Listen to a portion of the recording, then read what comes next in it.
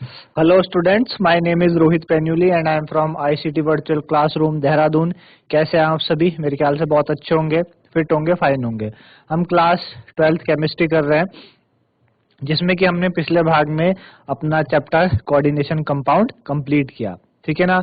आज हम बात करेंगे कुछ इंपॉर्टेंट क्वेश्चंस की, जो आपके बोर्ड के एग्जाम्स के लिए क्या होते हैं, काफी इंपॉर्टेंट हो सकते हैं, है ना। तो उन्हें जानने की कोशिश करेंगे। तो उनको समझने के लिए चलते हैं बच्चों स्मार्ट बोर्ड की तरफ। ठीक है, तो बोर्ड एग्जाम्स के लिए इंपॉर्टेंट क्वेश्चन है हमारे पास, तो उन्हें करने की कोशिश करते हैं। ठीक है, चलिए। ठीक, तो जैसे हमारे पास आज का पहला क्वेश्चन ये है, a solution is prepared by a solution is prepared a solution is prepared by dissolving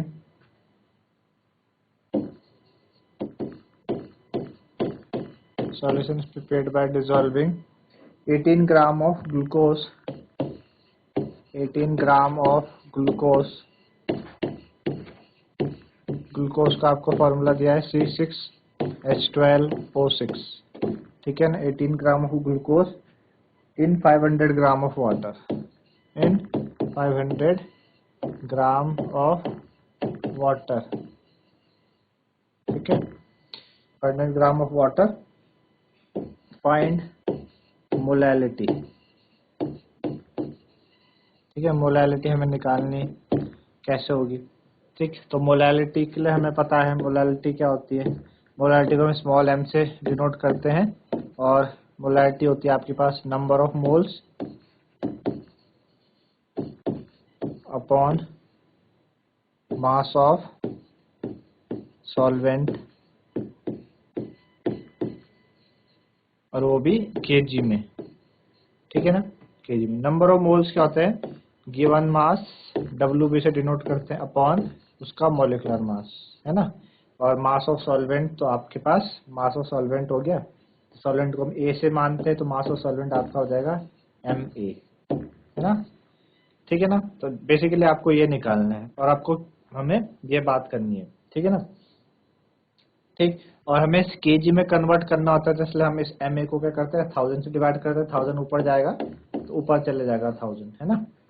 ठीक है ना। तो लगभग ये हमारे पास है, इस तरीके से नंबर ऑफ मोल्स हमारे पास होते हैं, number of moles upon mass of solvent kg। अब WB क्या होता है, आपके पास गिवन मास जो आपको दिया गया है, कितना दिया गया है, 18 ग्राम, है ना। MB इसका मॉलिक्यूलर मास, इसका मॉलिक्यूलर मास आपको निकालना होगा। कैसे निकालेंगे इसका मॉलिक्यूलर मास, कार्बन कितना होता है 12 × 6, हाइड्रोजन 1 × 12, और ऑक्सीजन के 16 × 6, है ना।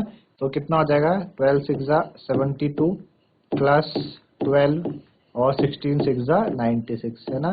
तो 6 4 10 का 0, कैरी ओवर 1, 9 10 17, एक 18 का 8, ठीक है ना, 18 का 8, कैरी ओवर 1 और 180 आ जाएगा आपके पास, है ना। कितना आ जाएगा, 180 आ जाएगा। बस अब पुट कर दो आप। WB कितना है आपके पास, 18 है, और MB कितना है, 180 है, इंटू 1000, ठीक है, अपॉन MA कितना दे रखा हमको, 500 दे रखा है, 500 ग्राम, है ना। वो हमने पहले उसको चेंज कर दिया। ठीक है ना। तो 2 0 से आपके 2 0 कैंसिल हो जाएंगे। ठीक है ना। तो 2 से 2 0 कैंसिल, 18 से 18 कैंसिल हो जाएगा, 1 0 से 1 0 कैंसिल, क्या बचेगा 1/5, है ना। इसको आप डिवाइड करोगे तो 5 पॉइंट लगाओगे, 5 2 10, तो 0.2 आपके पास आ गया क्या, मोल kg इनवर्स, है ना। या 0.2 स्मॉल m बोलो आप, या 0.2 मोल kg इनवर्स, है ना। तो इस तरीके से आपने मोलैलिटी निकाली। मोलैलिटी आप समझिए, मोलैलिटी कैसे निकालते हैं, तो ये एक तरीका था मोलैलिटी निकालने का। ठीक है ना। चलिए अगला क्वेश्चन करते हैं। नेक्स्ट क्वेश्चन हमारे पास क्या दिया है, a solution of XY, a solution of x, a solution of x in y, a solution of x in y show a positive deviation, a solution of x in y show a positive deviation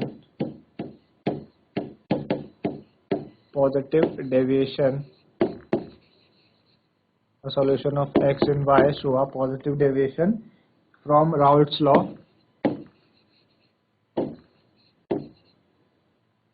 RAOULT apostrophe S Raoult's law, ठीक है। when the intermolecular attraction है ना, आपको दिया है solution of x in y show a positive deviation from Raoult's law है ना, when the intermolecular attraction for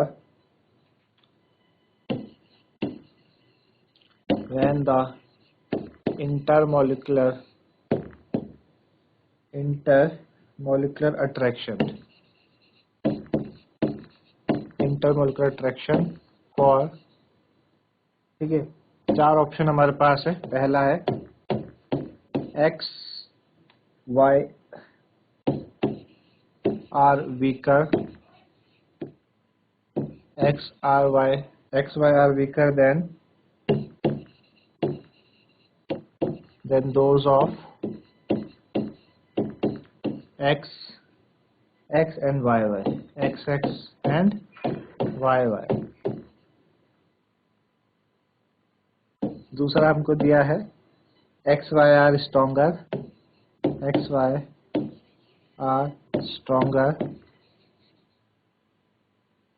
than those of x and y, ठीक है। अगला x y are same as those of x and y, x y are same as those of x and y, ठीक है। और D है आपके पास fourth, x are stronger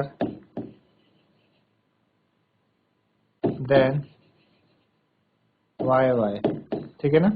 चार option आपको दिए हैं। वो बोल रहा है कि एक सॉल्यूशन है, x का y में सॉल्यूशन है ना, x का y में सॉल्यूशन, आपके पास सॉल्यूशन आया, ये आपके पास क्या है, y है, इसके अंदर आपने क्या डाला, x डाला।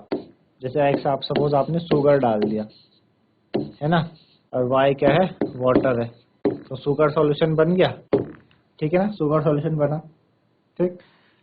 अब वो कह रहा है कि इसने क्या शो करा, ये शो क्या करता है, ये शो करता है आपका पॉजिटिव डेविएशन, क्या करता है, positive deviation from Rawls law, है ना। तो positive deviation from Rawls law का मतलब इसका वेपर प्रेशर इंक्रीज कर गया होगा, इस सॉल्यूशन का वेपर प्रेशर। अब वो पॉजिटिव डेविएशन के बारे में ऐसे बताया था कि इस तरीके से है, ठीक है ना। और आपके पास ये ठीक है ना, जब पॉजिटिव डेविएशन क्या हो जाता है, थोड़ा बढ़ जाता है, ऊपर को चले, ऐसे हमारे पास ग्राफ होता है पॉजिटिव डेविएशन का, ठीक है ना। यहाँ पे आपके पास क्या होता है, x से x B, suppose x B अगर 1 है तो ये 0 हो जाएगा, और अगर एक्स ए यहाँ पे 0 है तो एक्स बी क्या हो जाएगा, आपके पास 1 हो जाएगा, ठीक है ना। तो एक आपके पास ये, एक आपके पास ये, और एक।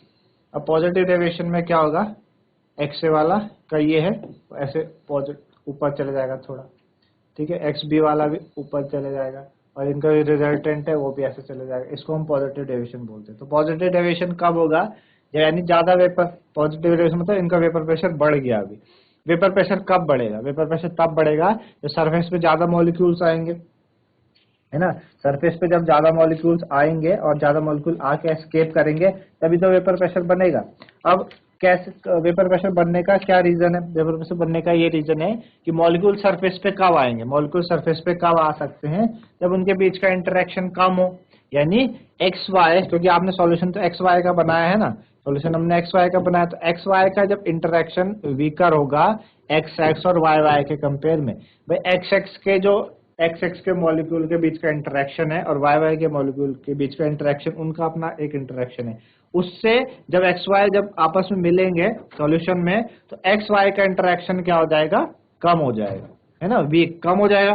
जब इंटरेक्शन कम होगा तो मॉलिक्यूल्स तुरंत ही क्या करेंगे, सरफेस पे ऊपर आएंगे और एस्केप करेंगे, जिस वजह से ज्यादा वेपर्स क्या कर जाएंगे, बनेंगे एस्केप करके, है ना। तो इस वजह से इनका वेपर प्रेशर बढ़ जाएगा, तो ही वो पॉजिटिव डेविएशन शो करता है। अगर इससे उल्टा पूछा होता, इसने पूछा होता कि नेगेटिव डेविएशन शो कर रहा, तो नेगेटिव का मतलब वेपर प्रेशर कम हो गया। कम का मतलब अभी एक्स वाई का इंटरेक्शन क्या है, ज्यादा है एक्स एक्स और वाई वाई से, मतलब मॉलिक्यूल छूट, एक्स वाई अपने आपस को एक दूसरे को छोड़ नहीं रहे। जब तक वो छोड़ेंगे नहीं तो मॉलिक्यूल कैसे सरफेस पाएंगे और कैसे वो इवेपोरेट करके एस्केप करेंगे, वेपर प्रेशर को कैसे बढ़ा पाएंगे। तो इसका आपका पहला ऑप्शन करेक्ट होगा, एक्स वाई क्या है, वीकर है एक्स एक्स और वाई वाई से। आई बात समझ में आपको। चलिए अगला क्वेश्चन देखिए, हमें दिया है azeotropic solution of two liquid, an azeotropic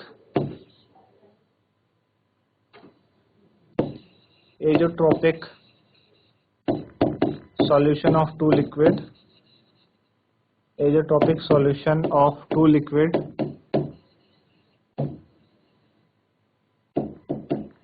ठीक है, azeotropic solution of two liquid has boiling point lower than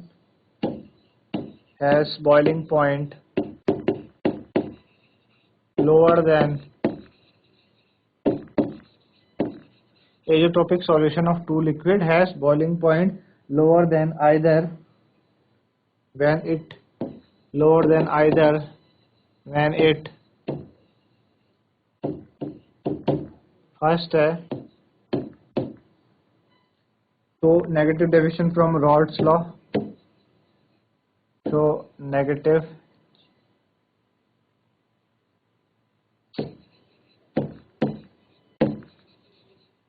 deviation from Rod's law,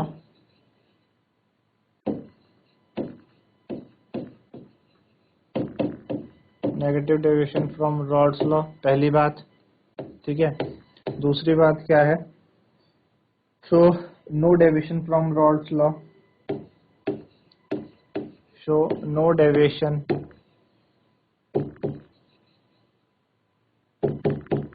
from Raoult's law,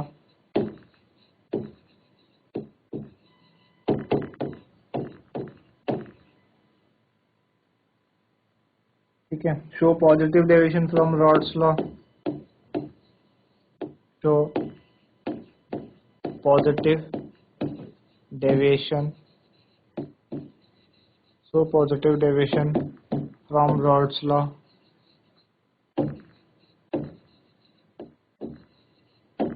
from Rod's law, and fourth one is saturated,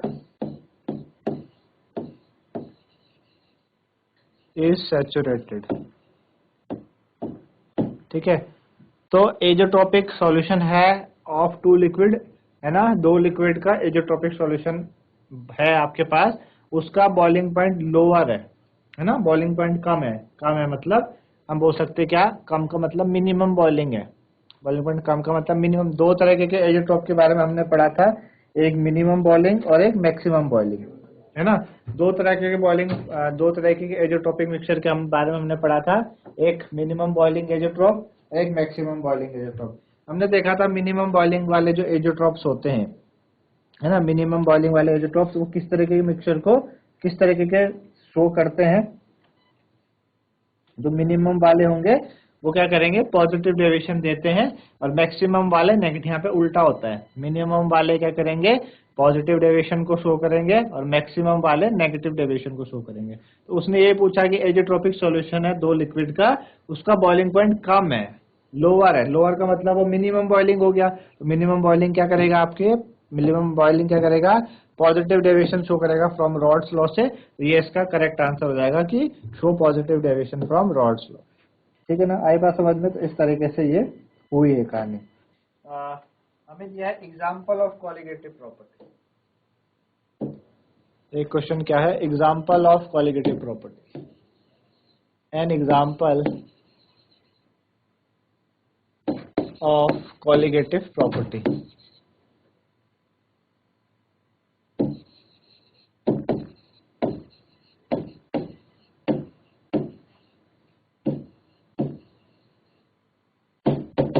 ठीक है, आपको 4 option दिए हैं, इनमें से आपको बताना कौन सा इनमें क्वालिटेटिव प्रॉपर्टी है। पहला दिया है बॉइलिंग पॉइंट, दूसरा दिया है फ्रीजिंग पॉइंट,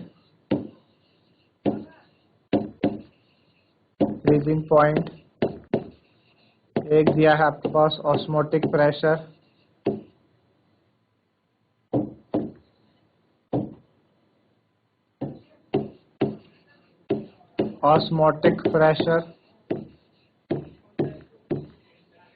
और एक दिया है हमें vapour pressure.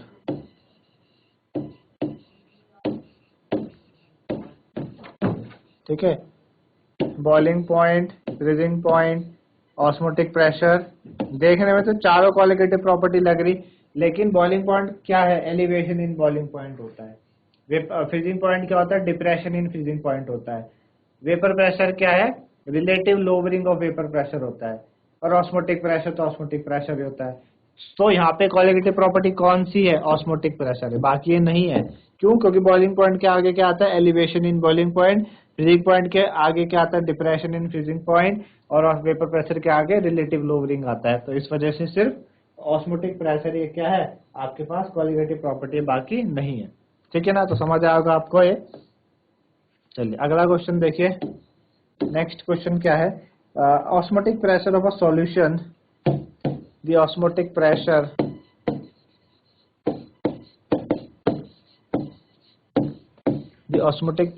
of a solution, osmotic pressure of a solution of sucrose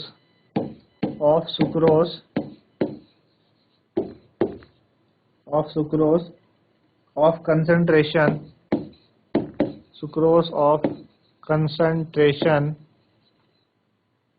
the osmotic pressure of a solution of sucrose of concentration 0.1 capital M at 27 degree Celsius. ठीक है, 27 डिग्री सेल्सियस आपको बताने की क्या होगा ऑस्मोटिक प्रेशर। ठीक है ना, इसका ऑस्मोटिक प्रेशर आपको बताना है कि कैसे इसका ऑस्मोटिक प्रेशर निकालेगा आप सुक्रोज सॉल्यूशन। इसका सुक्रोज सॉल्यूशन का ऑस्मोटिक प्रेशर किस तरीके से आप निकालोगे। ठीक है, आई बात समझ में। चलिए, तो ऑस्मोटिक प्रेशर का फॉर्मूला जो है वो क्या है,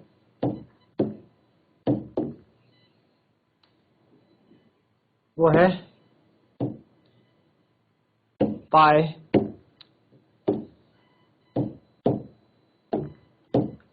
is equal to what, CRT, जो फॉर्मूला है। C मतलब कंसंट्रेशन आपको दी है 0.1, R मतलब आपके पास क्या हो गया यहाँ पे, सॉल्यूशन कांस्टेंट, उसकी वैल्यू क्या लेनी है आपने, 0.0821, 0.0821, ये सॉल्यूशन कांस्टेंट। R दो तरीके से काम, यहाँ पे ऑस्मोटिक प्रेशर के बारे में बात हो रही है ना, सॉल्यूशन में बात हो रही है, हम सॉल्यूशन कांस्टेंट लेते हैं, कई जगह हम गैस कांस्टेंट की भी बात करते हैं ना। तो कितना है, 0.0821।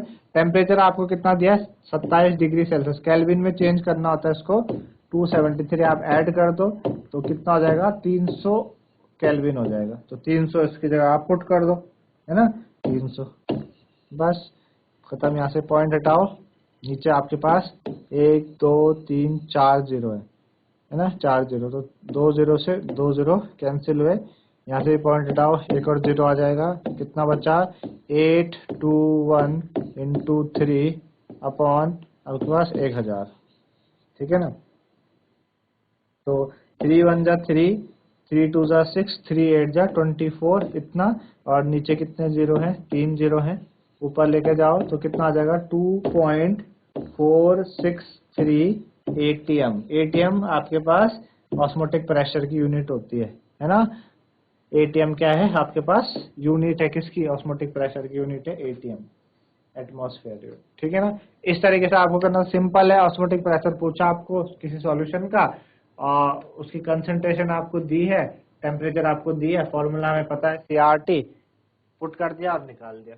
ठीक है, इस तरीके से किया, समझ आया होगा कैसे करना है। चलिए अगला देखते हैं, अगला कोई क्वेश्चन। अभी उठाते P ब्लॉक से क्वेश्चन ले रहे हम। ठीक है ना, क्या क्वेश्चन है, आपको पूछा है the structure of ClO3F, structure of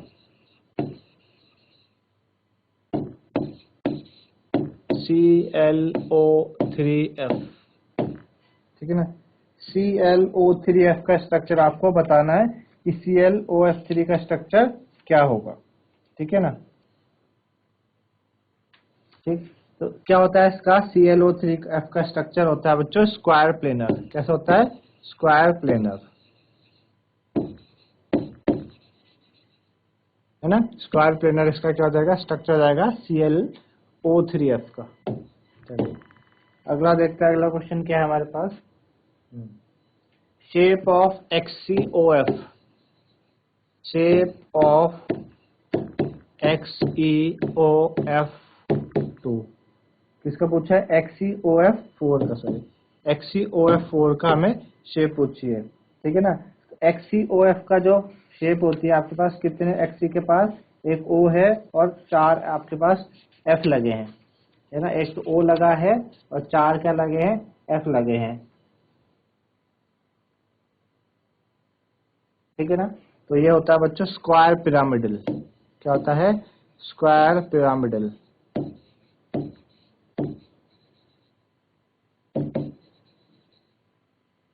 ठीक है। स्क्वायर पिरामिडल इसका क्या होगा? शेप होगा XeOF4 का। चलिए नेक्स्ट, ठीक है। हमने सरफेस केमिस्ट्री पढ़ा था, उसमें मिल्क इज अ, मिल्क क्या है आपके पास? मिल्क जेल है,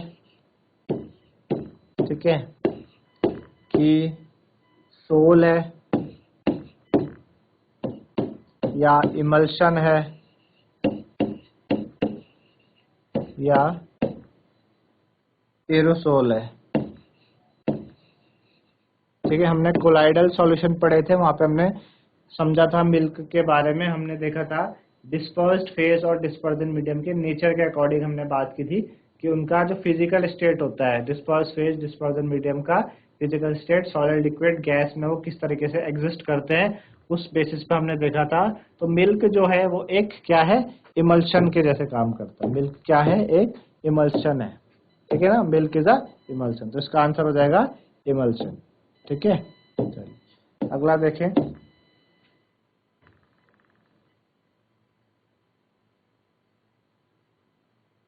unit of cell constant, unit of cell constant, ठीक है। सेल कांस्टेंट आप देखा था क्या होता है? L/A, इलेक्ट्रोकेमिस्ट्री में पढ़ा है सेल कांस्टेंट L/A। L का क्या होता है आपके पास? L आपको L आप सेंटीमीटर में लोगे, है ना। एरिया क्या हो जाएगा? सेंटीमीटर स्क्वायर हो जाएगा, है ना। एरिया हो जाएगा सेंटीमीटर स्क्वायर, ठीक है ना। तो 1 सेंटीमीटर से 1 सेंटीमीटर कैंसिल हो जाएगा, तो क्या आ जाएगा? सेंटीमीटर इनवर्स, ठीक है ना। क्योंकि हम बात करते हैं किसकी? सॉल्यूशन का। सेल कांस्टेंट, आप सेल कांस्टेंट हमने कैसा देखा था कि आपके पास एक्चुअल में क्या है? ये आपके पास कोई सॉल्यूशन है, एक इलेक्ट्रोड आपके पास, ये इलेक्ट्रोड ये है, इनके बीच की जो दूरी होती है उसको हमने L बोला था, और जो एरिया ये कवर कर रहे हैं उसको हमने A बोला था। तो हम जब सॉल्यूशन में रखे इलेक्ट्रोड की बात करते हैं तो काफी छोटे, उनके बीच की काफी दूरी छोटी होती है, तो हम इसलिए सेंटीमीटर में हम उनको लेते। मीटर में भी ले सकते, लेकिन मीटर में काफी, तो मीटर जब बात करें थोड़ा बड़ी क्वांटिटी की बात करें, यहाँ पे तो काफी छोटी क्वांटिटी है, तो इस वजह से सेंटीमीटर में हमने लिया। तो यूनिट क्या आई? सेंटीमीटर इनवर्स आई, ओके। चलिए अगला देखते हैं क्या है, ठीक है ना। which will have maximum coagulating power,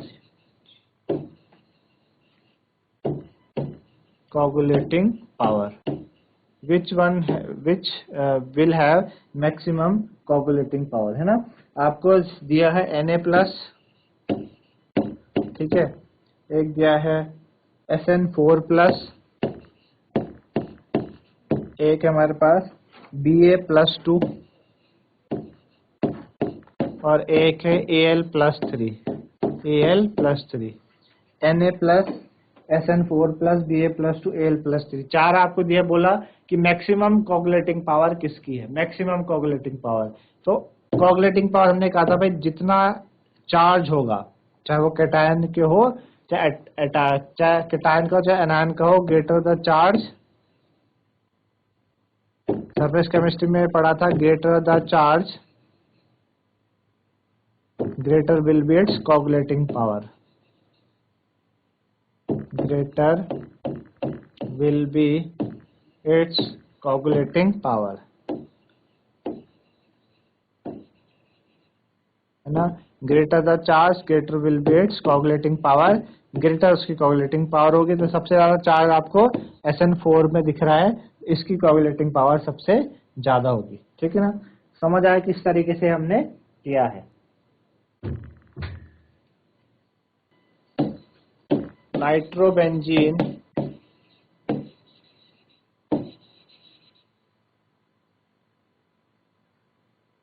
on nitration, nitrobenzene on nitration, nitrobenzene on nitration gives, है ना, जब नाइट्रोबेंजीन का हम नाइट्रेशन करते हैं, ठीक है ना। ये आपके पास क्या है, नाइट्रोबेंजीन है, ऊपर NO2 लगा है, इसका हमने नाइट्रेशन किया। कैसे करते हैं, HNO3 से इसको क्या करते हैं, हीट करा जाता है HNO3 से। इसको आप ऐसे लिख सकते हैं OH.NO2 लिख सकते हो उसको, HNO3 को OH.NO2। तो जब हम नाइट्रोबेंजीन का रिएक्शन कराते हैं HNO3 से, तो क्या बनेगा, क्या देगा वो, ठीक है ना। तो ये देता है बच्चों Meta dinitrobenzene,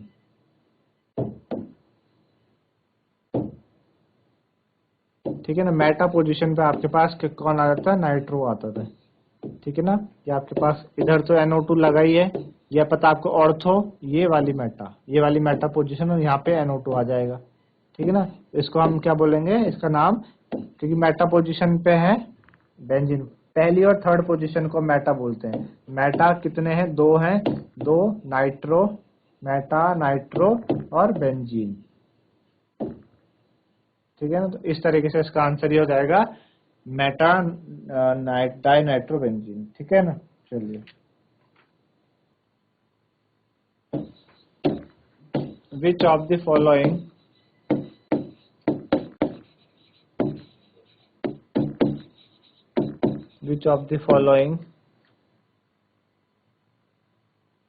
form outer orbital complex, form outer orbital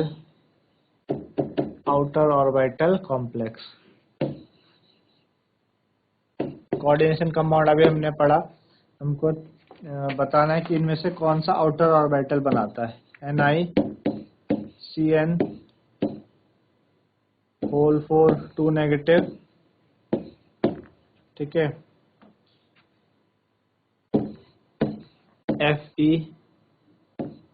FeCN whole 6 4 negative, ABCZN